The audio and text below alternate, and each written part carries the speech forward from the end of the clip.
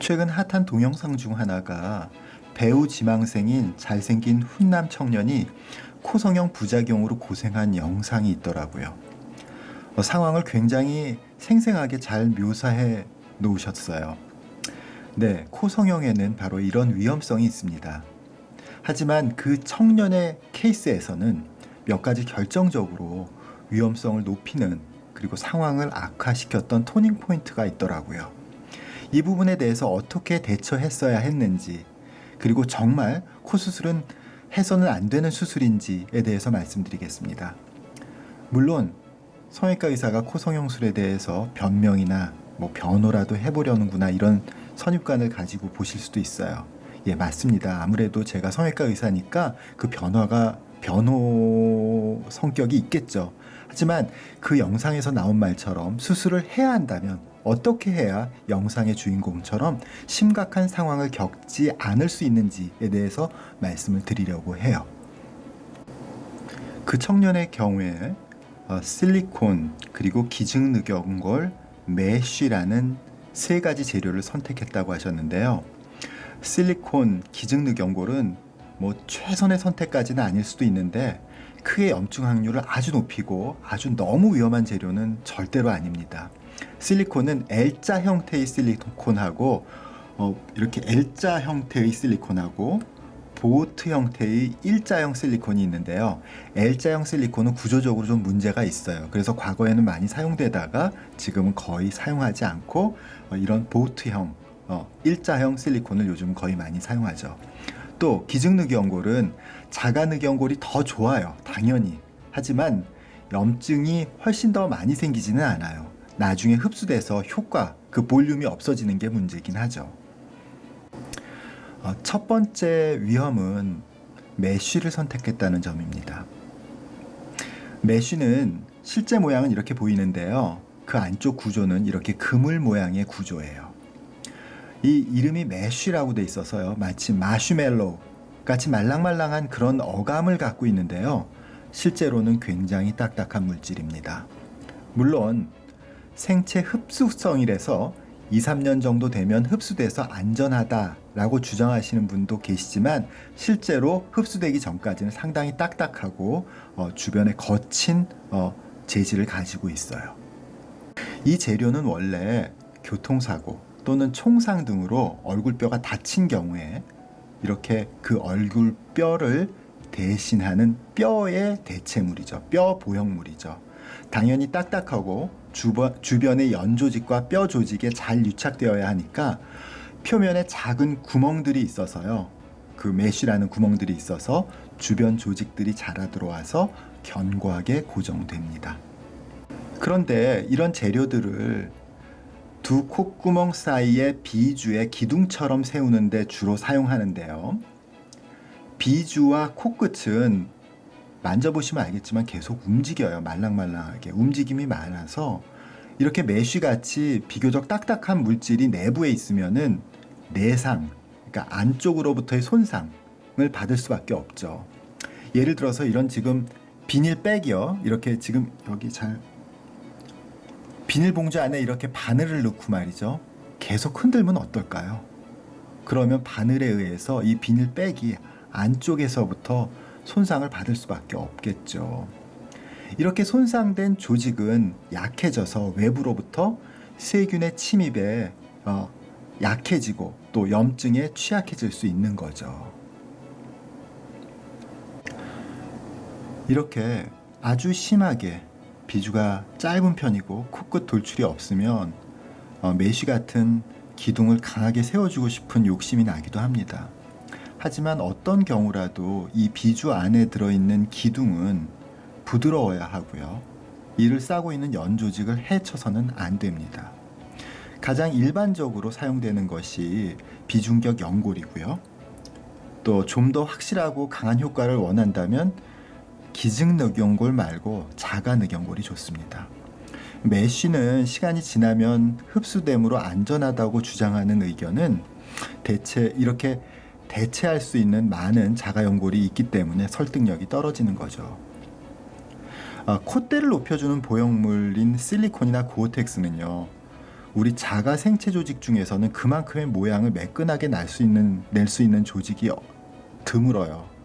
또 실리콘 자체가 이 메쉬와는 달리 부드러운 편이라서 L자 형태가 아니라면 오히려 비교적 안전하게 콧대 보형물로 사용되고 있는 것과는 대조적인 예라고 할 수 있겠습니다. 수술 받은 후 1년 2개월이 되는 시점에서 코끝이 빨갛고 고름이 나왔고 냄새가 났다 이렇게 얘기하셨는데 이 바로 코 염증 증상이 그대로 나타난 거죠. 코 중앙 부분이, 그러니까 코의 옆부분이 빨갛게 된 그거는 염증이 아닐 가능성이 많아요. 근데 코의 중앙 부분이 빨갛게 되었다 그런 건 염증일 가능성이 높고요. 또 코 안쪽에서 냄새가 났다. 또 만지면 아팠다. 이거 텐더니스라고 하는데 이것도 염증 증상 중에 하나입니다.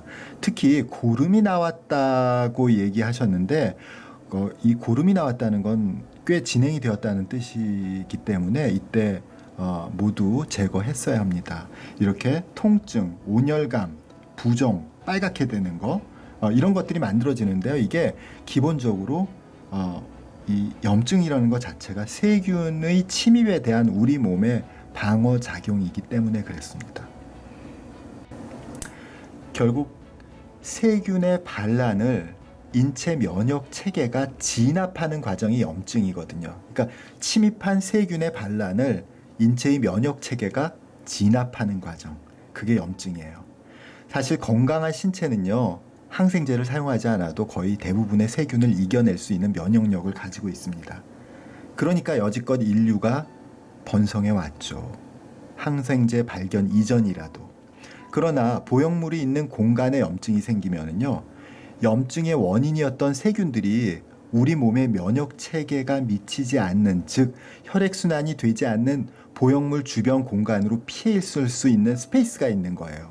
그러니까 염증이라는 세균과 인체와의 전쟁이 끝나질 못하는 거죠. 세균이 도망가 있으니까 이 스페이스로. 영상에서 언급되었듯이요. 염증이 확실히 확인되었다면 사실 미련 없이 보형물을 제거해야 되는데 이 세균의 피난처가 없어지도록 하는 거죠. 이렇게 세균의 피난처가 없어지면 2, 3일 내에 금방 염증 현상이 사라집니다. 세균이 진압되는 거죠.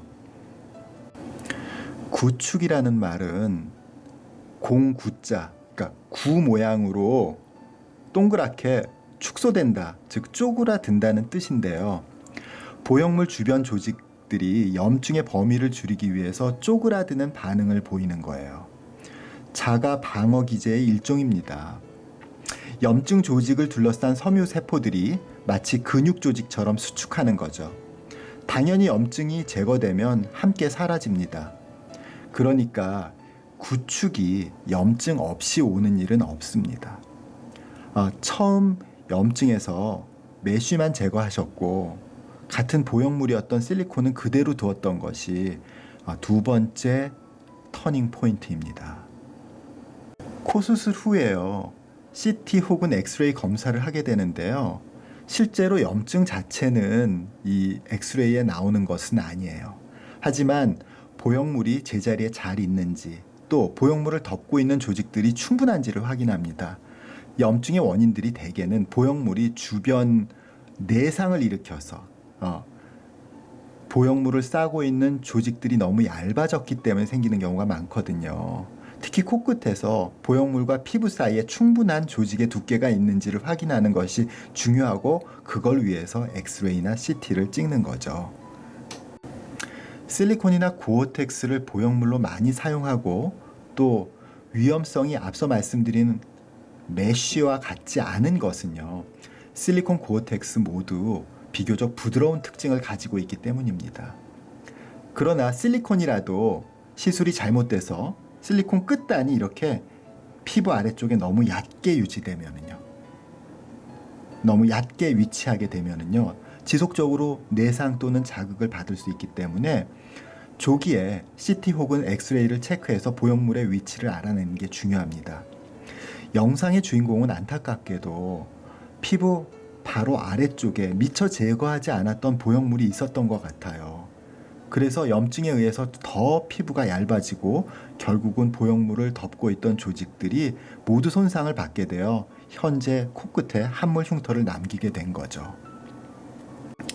제가 거의 20년간 진료를 하면서요, 저렇게 코끝을 뚫고 보형물이 나오는 경우는요, 3번 정도 본 것 같아요. 모두 다 염증을 그냥 그대로 방치했거나 보형물을 제거하는 타이밍을 놓쳤기 때문에 문제가 되는 거죠. 그 영상의 사례에서의 터닝 포인트를 다시 한번 복기해 보면은요. 첫 번째로 거칠고 딱딱한 메쉬라는 재료를 썼다는 점. 그리고 둘째, 염증이 확인된 후에도 완전히 보형물을 제거하지 않았다는 점. 세 번째, CT 등의 진단으로 염증 여부를 알아볼 수는 없어요. 그러나 보형물의 위치하고 주변 연부 조직의 관계를 파악할 수 있어서 보형물이 피부 아래로 나오는 걸 뭐 새살이 돋아났다 이런 식으로 착각하지는 않을 수 있었을 거예요. 코 성형은 염증 가능성이 있습니다. 그건 보형물이 아니라 자가 연골인 경우에도 마찬가지예요. 그러나 자가 연골의 경우에는 일단 생착된 후에는 혈액순환이 되는 조직이 되므로 염증이 발생해도 제거할 필요는 없습니다. 결국 꼭 제거가 필요한 것은 혈액순환이 되지 않아서 면역 체계의 영향권에 피해 있는 보형물인 거죠. 결국 염증에서는 보형물 제거가 가장 중요합니다. 코 성형을 하면서 염증의 가능성조차 없을 수는 없습니다. 성형수술뿐만 아니라 다른 모든 일반적인 수술에도 해당이 되는 사항이죠. 그러나 적절한 시기에 보형물을 제거하면 염증은 개선되고 또 염증이 사라지면 구축 현상도 생기지 않습니다. 따라서 불필요하고 과도한 성형을 제가 부추겨서는 안 되겠죠. 아무리 성형외과 의사라도. 그렇지만 이 코성형, 보형물 이런 것들이 절대로 해서는 안 되는 절대 금기의 시술은 아니라는 점을 조심스럽게 좀 말씀드립니다. 오늘의 퀴즈입니다. 다음 중 옳은 것을 골라주세요. 1번, 염증은 정확한 CT 촬영을 통해서 구분할 수 있다. 2번, 염증이 확실하면 적극적으로 항생제 치료를 해야 한다. 3번, 구축은 조기에 염증을 치료하면 문제되지 않는다.